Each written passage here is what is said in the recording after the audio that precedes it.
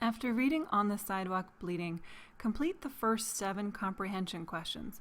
They are meant solely to gauge your understanding of the story. Your second task is to create a diagram of the plot elements using the terms exposition, rising action, climax, falling action, and resolution. But before you do that, let's make sure that we're comfortable with those terms.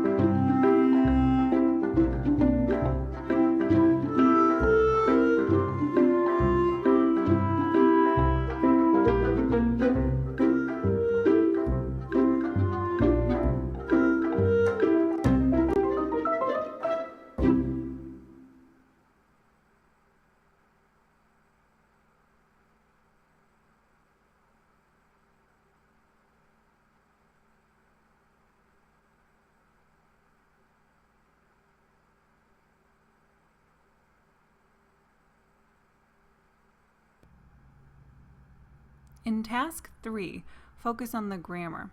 So for every underlined word, I have a correlated box that you're going to fill in with the part of speech that it represents. So for number 1, boy, you would write the part of speech here.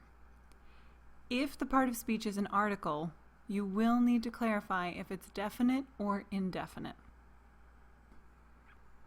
I've pulled a few passages from the text for you, and I want you to clarify who the antecedent is to the pronoun he. So for example, in this passage, who does he refer to in this part? So you would write a full sentence responding to who is he, and you would say he refers to, and then you would finish the sentence. And then what I want you to do is to explain. Why do you think this character was introduced? What purpose does this character serve? Why have him there? What's the point? So I've done that a few times, and make sure that you're answering all of these in full sentences. Your last task has to do with symbolism in literature. Symbolism is frequently used by authors to give deeper meaning. So let's look at it a little bit further so that we understand what it is. So symbolism is the practice or art of using an object or a word to represent an abstract idea. It is found in literature when an author uses an object or reference to add deeper meaning to a story. So a symbol, for example, could be a heart, and we understand that to mean love or affection or family.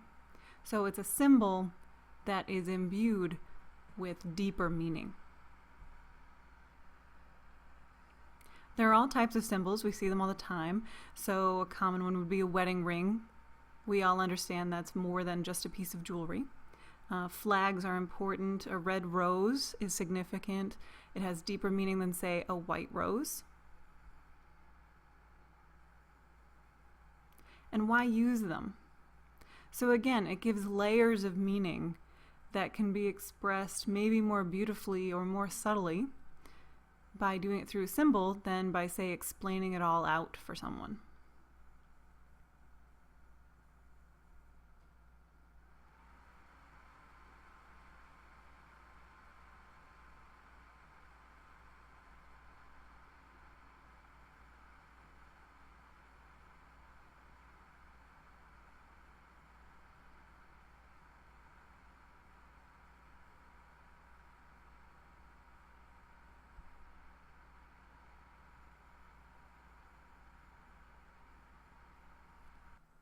So first, define symbolism.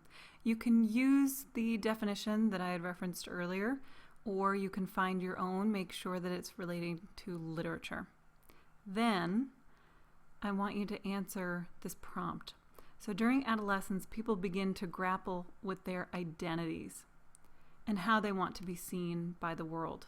Like most adolescents, Andy learns about his identity through his experiences.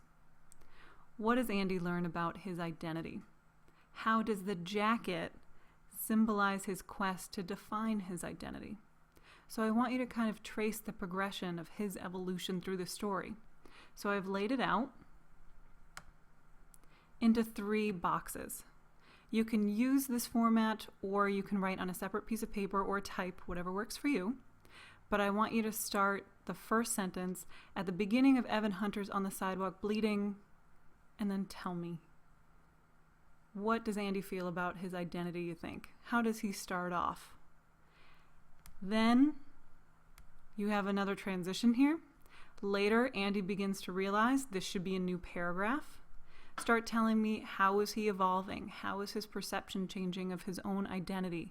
If you can work in a quote, that's great. And then lastly, another transition, so you can conclude. This should be a new paragraph. By the conclusion of the story, Andy has discovered what? What has he learned? How has he evolved? How has he changed? How did the jacket symbolize something? How did he hold on to it before? How did his feelings maybe change about it now? And what does that mean? So think deeply here. If you have any questions, please feel free to email me.